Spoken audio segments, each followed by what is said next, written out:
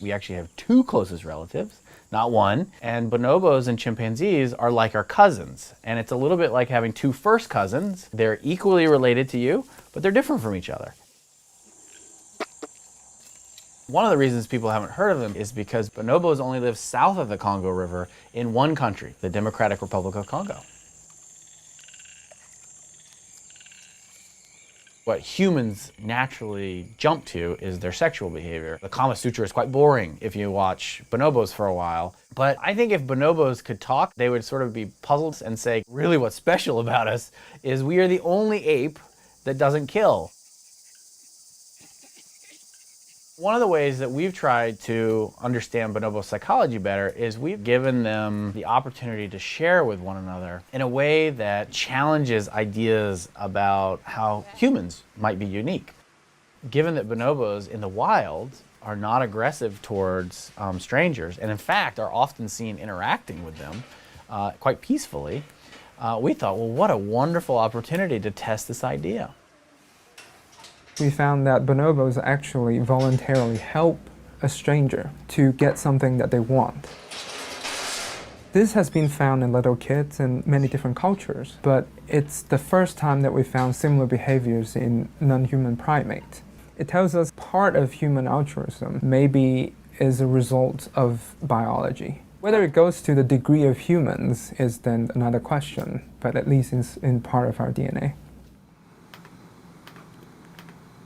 So once we knew that, we got really interested. What is it about bonobos emotionally that allows them to do this?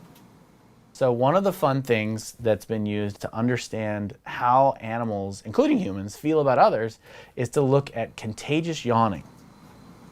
We know that contagious yawning in humans develops in young infants right as they begin to have empathy towards others. Start recording. This is my Bali group mate session 2. So we showed what we called bonobo TV.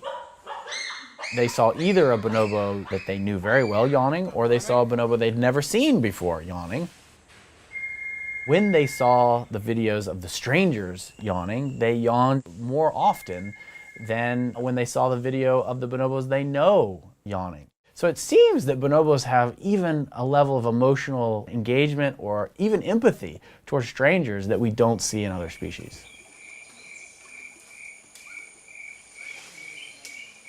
Here is a species that could teach us more about how to be humane than probably anything else in the world, but they are in a place in the world that they are under a lot of pressure. Most of the bonobos that we studied, their mothers has been killed by poachers and hunters. And when they were little kids, they were sold in the black market as pets. Lolaya Bonobo Sanctuary is an orphanage for bushmeat victims. Today, I would say that things are harder than ever. China and India are having a huge influence in Central Africa. You know, our big fear was that there was going to be a perceived market for bushmeat, a perceived international market for pet great apes. But the reality today is there's a real market. Great apes are being sold for $50,000 to $300,000 each to zoos, circuses, and private individuals. In terms of how many bonobos are remaining in the wild, the short answer is scary few.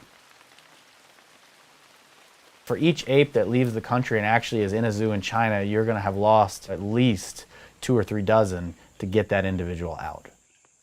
You just can't sustain those losses when you're talking about a slow reproducing species like great apes.